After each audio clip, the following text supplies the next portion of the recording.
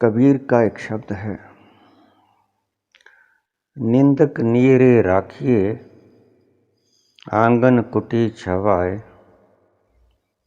बिन साबन बिन वार के सकल मैल धुल जाए।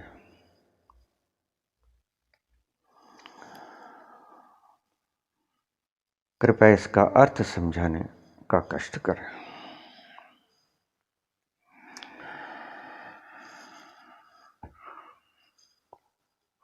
इन बातों को थोड़े से धैर्य से समझना होगा।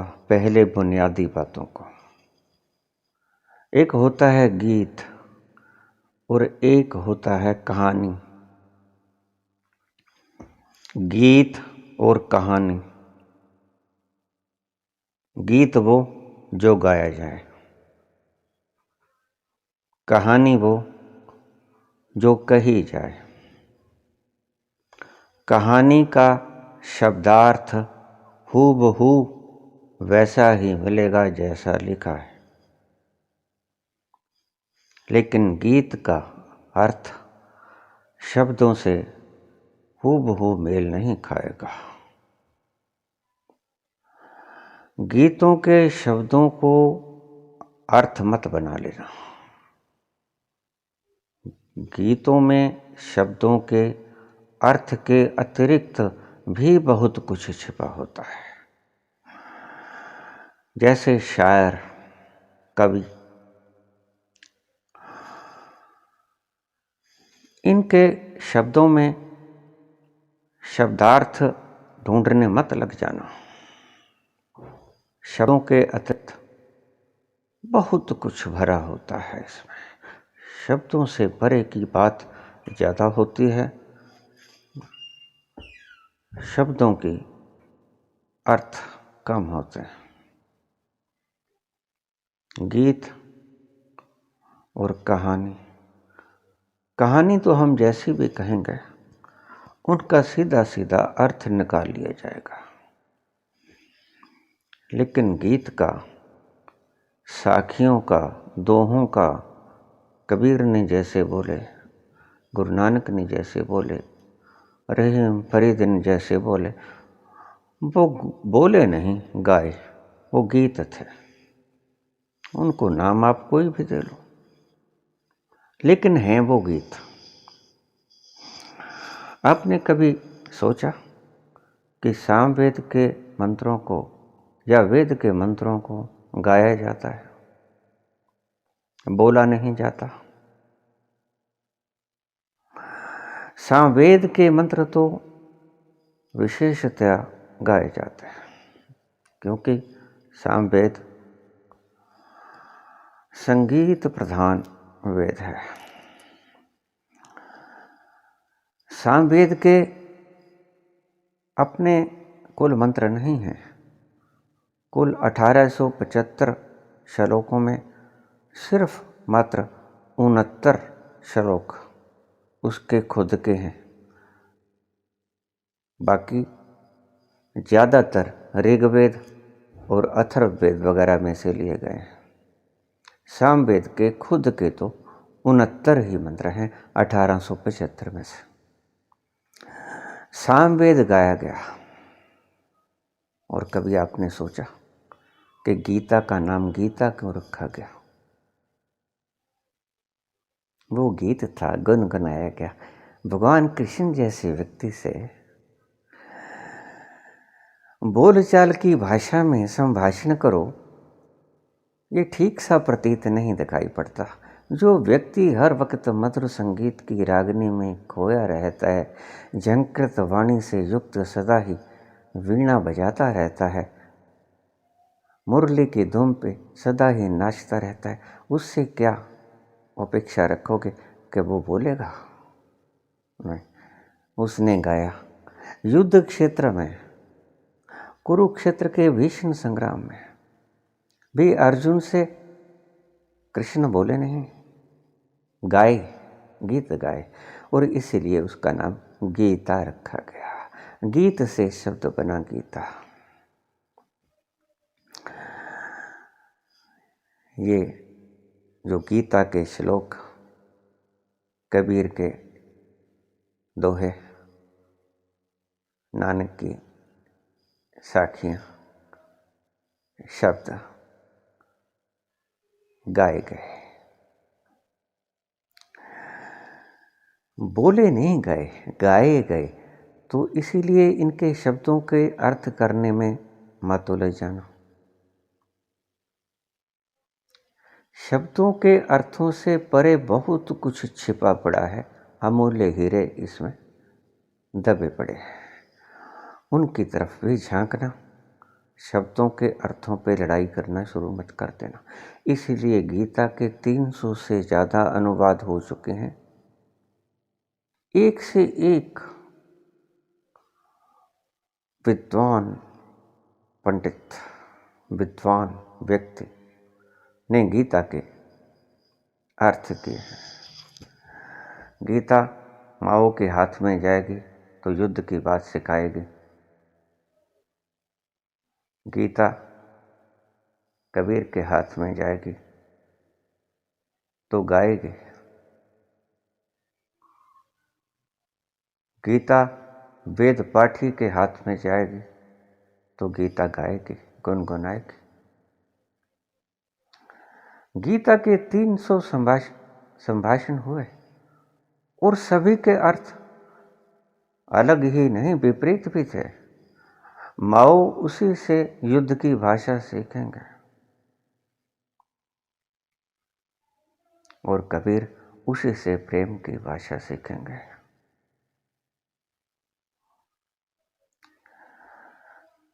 अब हम इस दोहे की तरफ ध्यान करें।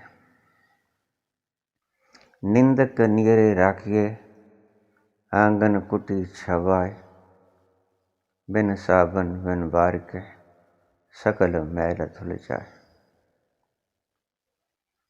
शब्दों की तरफ ज़्यादा पकड़ मत बनाना, क्योंकि ये कोरे शब्द नहीं हैं।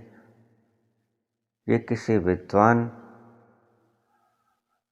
के लिए शब्द नहीं है कि वो आपको शब्दार्थ समझा दे, नहीं। ये तो किसी संत पुरुष के लिए बने हुए शब्द हैं, जो कि शब्दों के पीछे के छुपे हुए भाव भी आपको बता दे।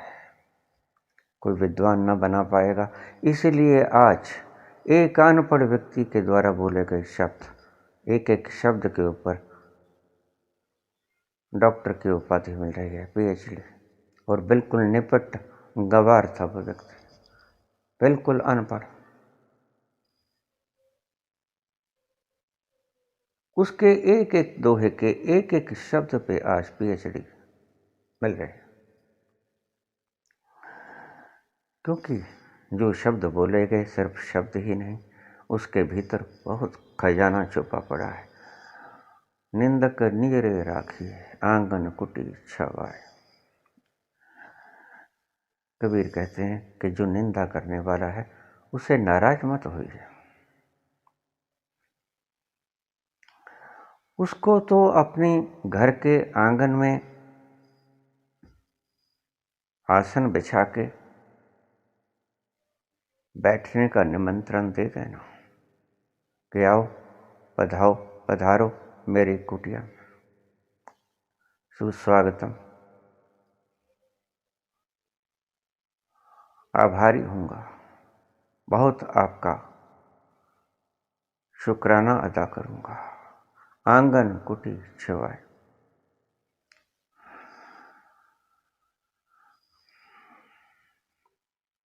गुरु और निंदक, इन दोनों का एक ही काम होता है। आप चौंकेंगे। गुरु का जो काम होता है वो ही निंदक का काम होता है। कैसे? गुरु क्या करता है? गुरु आपके अहंकार को, आपकी ईगो को, आपके अज्ञान को मार देता है। इस दृष्टि से वो आपका शत्रु है।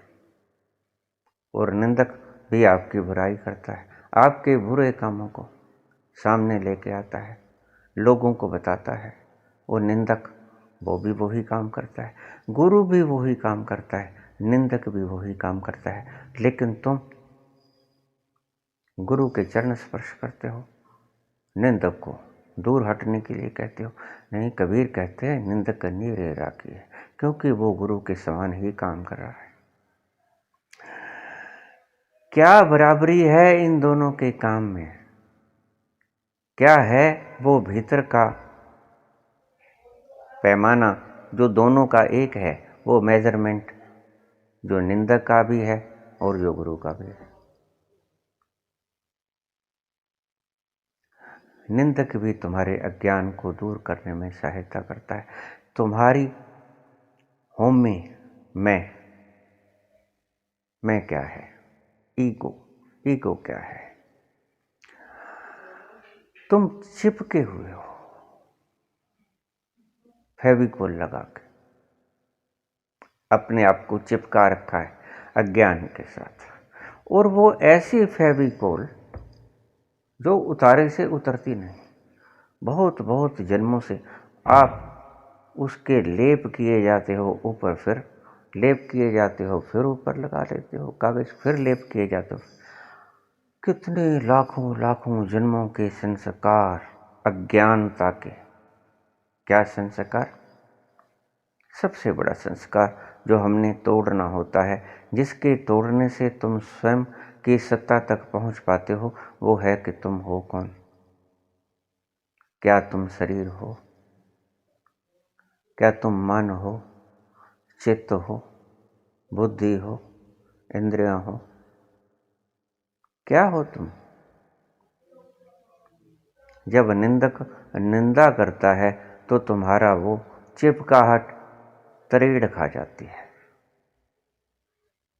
जरा जीर्ण होती है, टूटती है।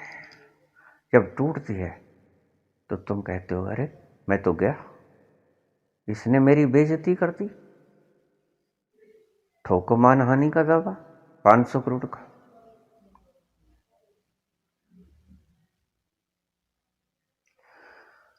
आपकी चिपकाहट टूटती है।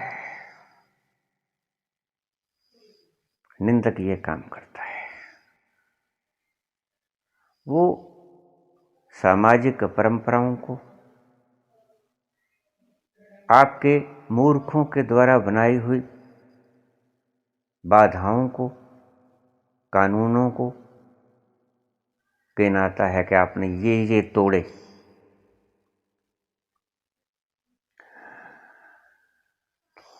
आप भी तड़क जाते हो उसमें कि हैं ये मेरी बेइज्जती कर रहा है, ये मेरी निंदा कर रहा है।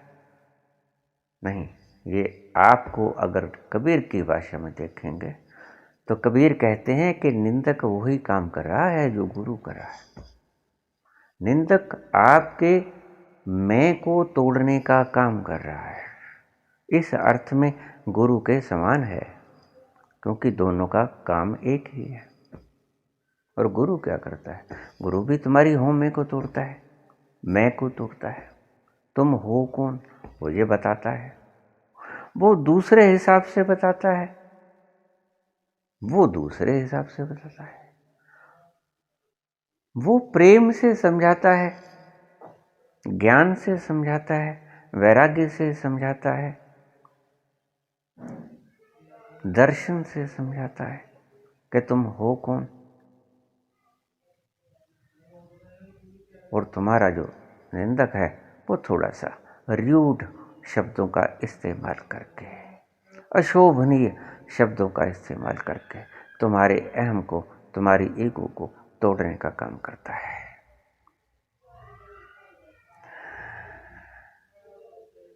गुरु की मंशा होती है कि तुम्हारा अहम टूटे, तुम्हें पता चले कि तुम कौन हो और तुम सुख पाओ। क्योंकि अज्ञान टूटेगा, ज्ञान आएगा। अज्ञान दुख देता है, ज्ञान सुख देता है। वो ही निंदक की भी इच्छा है कि तुम टूटो, लेकिन उसके पीछे की इच्छा का कारण है कि तुम टूटो तो लेकिन पीछे की भावना उसकी क्या है कि तुम टूटो और दुखी हो। गुरु चाहता है कि तुम टूटो और टूट के सुखी हो, निंदक चाहता है कि तुम टूटो और टूट के दुखी हो। बस दोनों की मंशा का इतना फर्क है, लेकिन दोनों की बातों का काम दोनों का एक ही है, तुम्हारे अहम को तोड़ना, तुम्हारी ईगो को तोड़ना। वही निंदक चाहता है, वही गुरु चाहता है। अब इस बात को ठीक से समझ लेना। एक अर्थ में निंदक भी गुरु के समान ही काम कर रहा है। एक अर्थ में गुरु तो नहीं बनाया जा सकता उसे, लेकिन सबक सीखा जा सकता है। वो आपकी चिपकाहट को खींच लेना चाहता है, उघाड़ देना चाहता है तुम्हें, और गुरु भी यही करेगा, तुम्हें उघाड़ेगा, दिखाएगा कि पीछे देखो ये थोथ है, तुम हो कौन, ये देखो।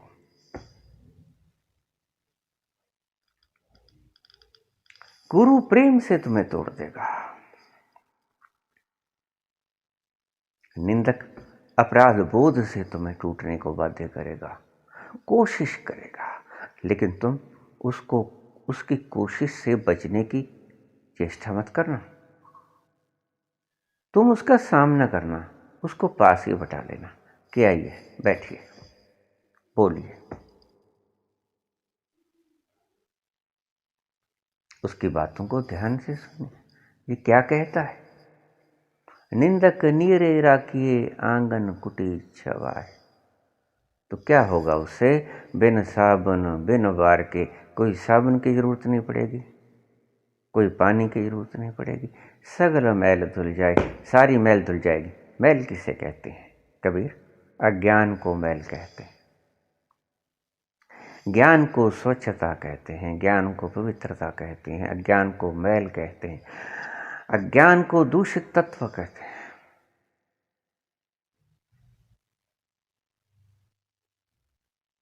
बिन साबन बिन वार के सगल मैल धुल जाए।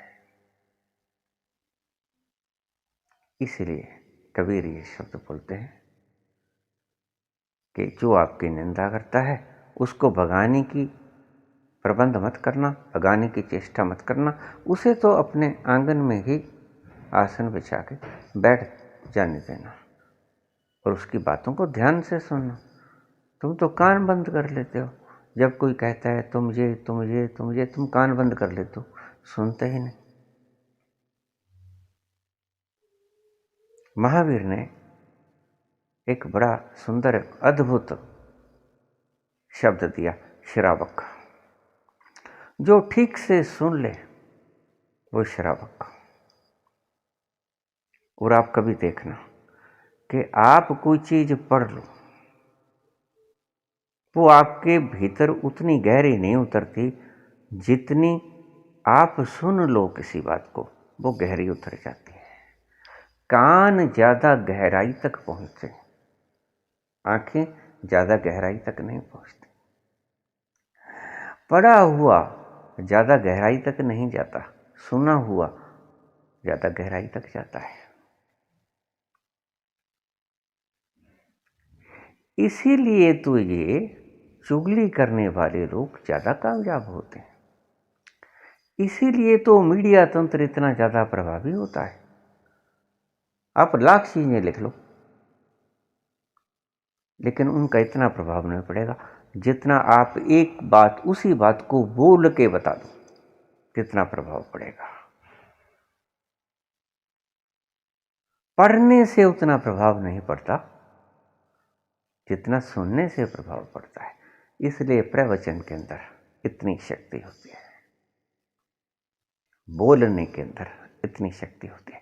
वो आपको धीरे धीरे धीरे धीरे अपने भीतर उतारना शुरू कर देती है। जब संत बोलता है और अगर आप उसके शब्दों को भीतर उतरने की आज्ञा दे देते हो, आप बाहर पहरेदारों की तरह बैठे नहीं रहते, तो वो आपके हृदय में उतर जाया करता है। और जो बात आपके हृदय में उतर गई वो धीरे धीरे आपको कन्वर्ट कर देगी। रेवोल्यूशनरी आपके भीतर उतर जाएगी, क्रांति घटित हो जाएगी, और क्रांति ही आनंद का द्वार है। क्योंकि अभी तुम जैसे हो गले सड़े, उसमें बदलाहट जरूरी है। किसी का कोई अंग कैंसर से गल जाता है तो डॉक्टर क्या करता है? उसको ऑपरेशन करके गले सड़े हुए टिश्यूज को बाहर निकाल देता है।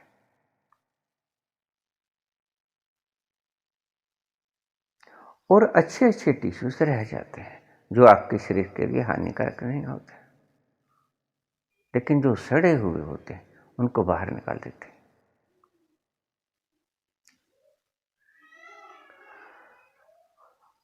ट्रांसफॉर्मेशन आवश्यक है, क्रांति रेवोल्यूशन आवश्यक है, क्योंकि अभी तुम जो होना चाहिए वो नहीं हो। अभी मैले हो, अभी जरूरत है पानी की, अभी जरूरत है साबुन की। तो कबीर कहते हैं कि बिन वार बिन साबन बिन वार के सकल मैल धुल जाए।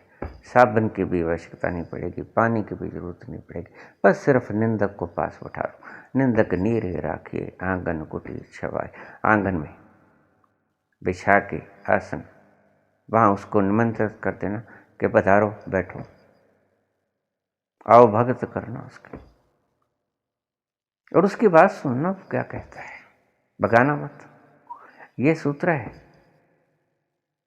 कबीर ने ऐसे ही नहीं बोल दिया है, गहरे से गहरे सूत्रों में है ये सुनो। फरीद ने भी कहा है,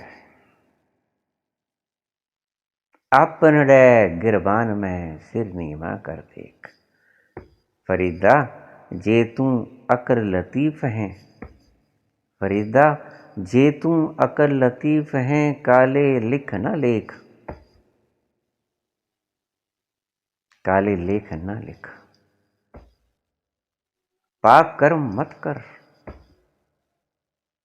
ऐसे कर्म मत कर जिससे मैल और ज्यादा घनीभूत हो जाए, तुम्हारे वस्त्रों को और ज्यादा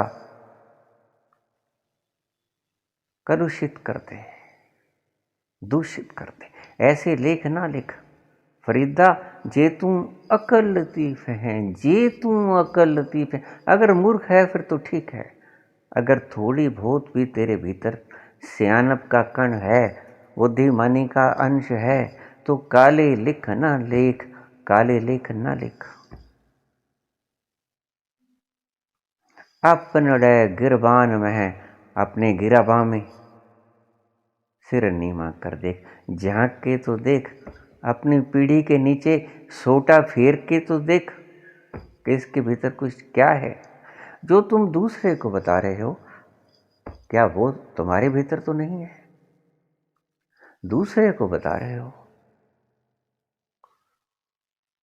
क्या ऐसा तो नहीं कि तुम्हारे भीतर भी वही कुछ हो जो तुम दूसरे को बता रहे हो? जो फरीद भी वही बात कहते हैं, फरीदा जे तू अकल लतीफ हैं, काले लिख ना लेख, आपन डे गरबान में सिर नीमा कर देख। वही बात कहते हैं कबीर। निंदक नीरे राखिए आंगन कुटी छवाए, बिन साबन बिन वार के सकल मैल धुल जाए।